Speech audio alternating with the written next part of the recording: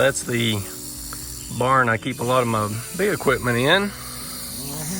My brother-in-law was mowing over here and saw a rattlesnake. He was gone by the time I got over here. So I'm pulling this stuff out. And he is in this pipe here.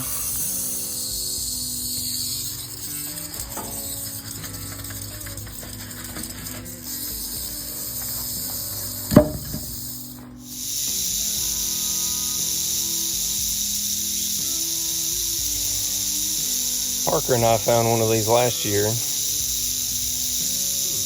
I didn't tell anybody about that on YouTube. I don't like finding these guys.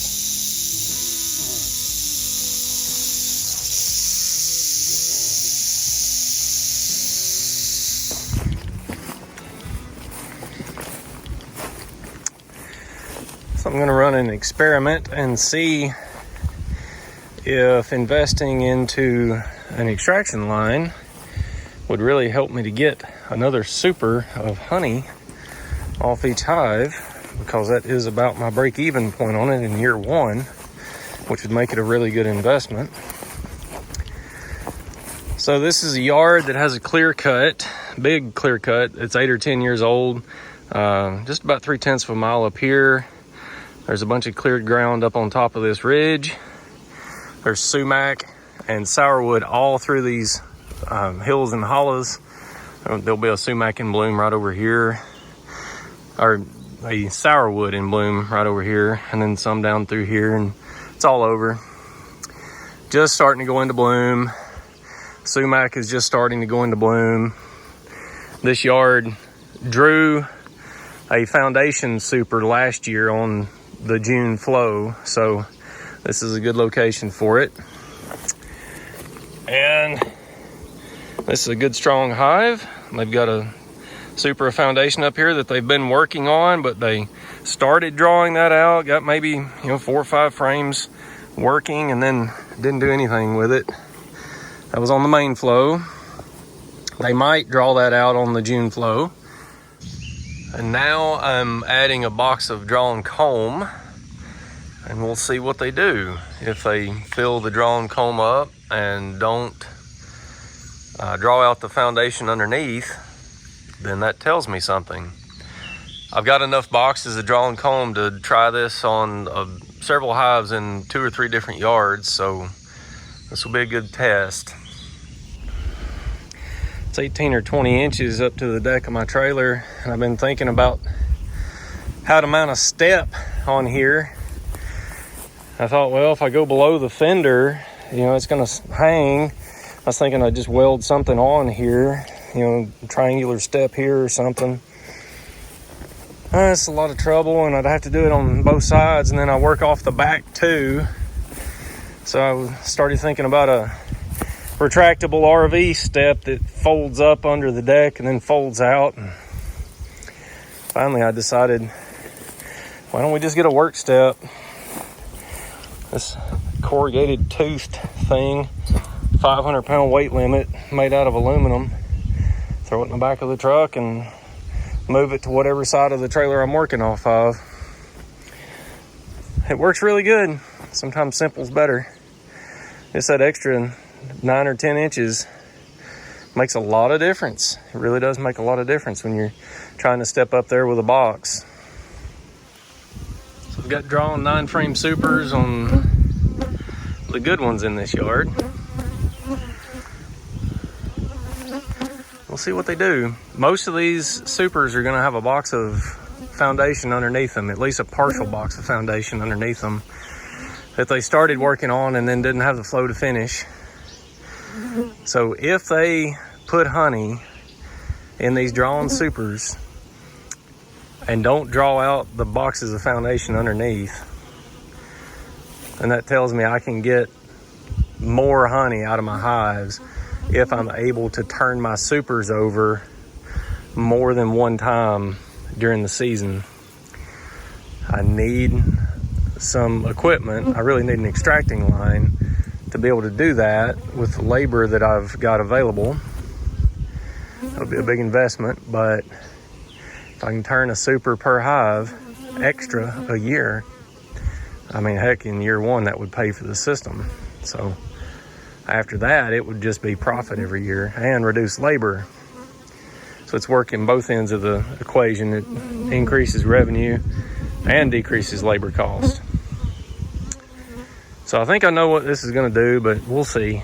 We'll see what the flow does. I don't know if it's going to be good or bad this year. The June flow was pretty good last year, and typically if you don't get 2 good years in a row on the same thing, you typically don't get 2 bad years in a row on the same thing though. So we'll see. So Magnolia is related to tulip poplar, which is a great honey producer. But in my experience, when bees are working Magnolia this hard, they're in a dearth. They don't get much from it. They don't add weight. Probably do get some pollen from it. Mimosa's also in bloom. I see a few bees working it here in some years, but I don't see any working it this year. A lot of people say that when mimosa blooms, that's the end of the flow, but we've still got smooth sumac to go and sourwood, and then after that it'll be done. It's been raining on and off for a couple of days. Sumac does best when it's hot and dry. It does not like rainy weather. So I don't know if we're gonna make much honey during the June flow this year. We'll see. Getting ready for feeding season. I'm gonna have a bunch of nukes that need to grow, and they're not gonna have the nectar to do it from here on. So getting my feed rig out and getting it ready to go. Made a couple improvements. Got an E-track spare tire mount. Welded a little bracket there so I can bolt that down to the trailer, but it's completely removable. Another one over here. So that's really solid, actually really solid. And removable.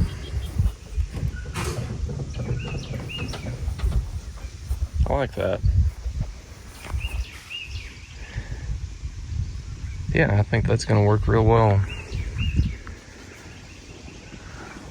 Got Parker here today. I'm having to find rainy day work for him to do. We're supposed to be setting up hive stands, but we're dodging showers instead.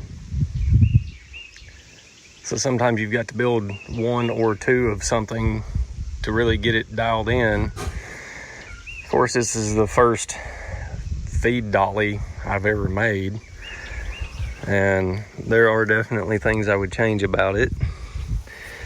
The hose, especially when it's got syrup in it, is the heaviest part of this whole thing, and the wheels are on the opposite end. So I should have built it with the hose down here and the pump up here, and turn this around so it would reel in from the opposite side. And that's, you know, it works the way it is, but it's awkward to maneuver and kind of difficult.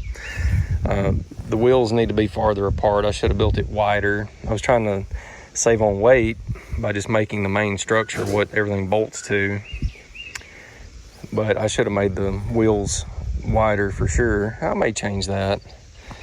We'll see. Might build another one in the off season, but it's working as is for now. I also wanted to mount the pump in here so the electric was at the top. That way if I have a leak, everything will flow away from the electrical connections. And to do that with the pump in this orientation, the flow comes in here and then has to go around to the hose reel. So if I move the hose reel to this end, wheels to this end, and pump to this end, I think it would be just a more elegant solution. It would work a little better, make it a little easier to maneuver. But again, that would be, and it needs to be painted. That's gonna rust really bad. But that may be an off-season project to get that slicked up some. Right now, I just need it to work a lot. Need to do a lot of feeding. I think this is the first year in 5 that I haven't caught a swarm in this swarm trap. This is in my dad's driveway. I drive by it all the time. And I had 2 or 3 different swarms looking at this trap, but none ever moved in. I did catch one in another trap, and I think I caught one in another one. But yeah, that's a little bit of a surprise. It has not been as bad of a swarm year this year. So it seems like some years are worse for wasps, some for ticks, some for mosquitoes, and some for swarms. Last year, there was a lot of swarming pressure last year. And this year doesn't seem like it's been nearly as bad. Go figure. Don't know why that would be, why it would vary year to year like that, but bees seem to be a lot swarmier last year than they did this year. So it's the middle of June now, and the weather forecast is not looking great for the sumac flow. It's going to be, there's a lot of chance of rain in the next couple of weeks, and this is prime time for it, so I don't know if that's going to come in or not. And it's getting to the point in the season where I've got small nukes in a bunch of different yards, where I made swarm cell splits and this and that, and I've waited on them to make queens and, you know, whatever. I've just got a bunch of small hives, and then I've got a bunch of small hives in my mating yard, which is about a 1/4 mile over here. And to make it efficient to feed these guys, in my opinion, my experience, feeding in June and July, nukes will draw comb really well. Once you get into August, it slows way down. You get into September, it's very difficult to get them to draw comb. So I've got about 6 weeks from now to get these singles at least into doubles, if not triples. And these small hives can only take about 1 gallon a week. Bigger hives, I can give them 2 gallons, and then, you know, that gives them some time before I have to get back and feed again. But the little ones really need about 1 gallon a week. They need to be fed a little bit frequently. So I've decided to try to improve my efficiency by building a feed yard, nuke yard, mating yard, whatever. I intended to get this done over the winter, but it just did not happen. So we got 24 here, about 20 over here, and then another 22 or something over here. And I'll continue this line around. I've got to, there's a great big, huge dead limb over here that I've got to get cut up and moved over winter. I'll continue that around. I'd like to end up with about 100 spots in here and use them to mate queens next spring. And what I'm gonna do now is go to all my out yards that have these small nukes in them, load them up at night, bring them in here, plop them down, and then just come feed in here every week. This is between my honey house and my house, so it's real convenient to get to. I think this will work out real well. And then everything in my mating yard, I've got to get out of there because the hay needs to be cut. And I'm gonna take them to another yard. So I'll basically just be feeding in 2 yards instead of a lot of windshield time driving between yards to feed a few hives. Now after the honey comes off, I'm gonna try to get a super drawn on syrup. So I'll be driving everywhere feeding, but these small nukes will still need more frequent feeding. I think this will work out well. It'll be nice to have a spot to put a number of small colonies where I don't have to worry about them growing up in weeds. I put these on tar paper, which works pretty well as a weed barrier. And I just leveled them with chert. I went through with the tractor and me and Parker shoveled it out and pretty much leveled them.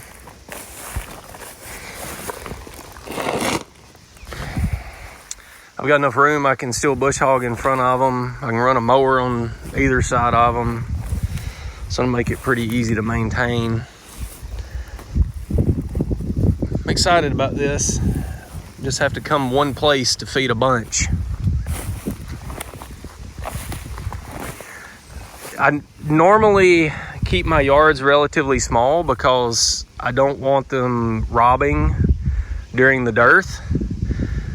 And having a yard this big with a bunch of small colonies, I'll really have to choke the entrances down. I know I'm going to have problems with robbing during the dearth, but I know about it, so I can do something about it. And with my setup, it's pretty easy to fix that. It's June 16th, and checking scale hive data, and it's disappointing. Goodness, it's wet. Road's terrible.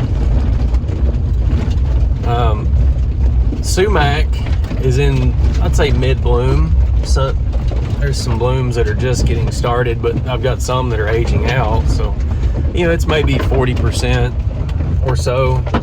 I wouldn't say it's half bloomed out yet. Sumac does best when it is hot and dry. That's when it produces the most nectar. And we've been anything but. It rained 4 or 5 different times yesterday, and it's rained every day for the last 5 days probably.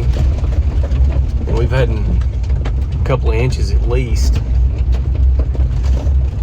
And scale hive data is disappointing.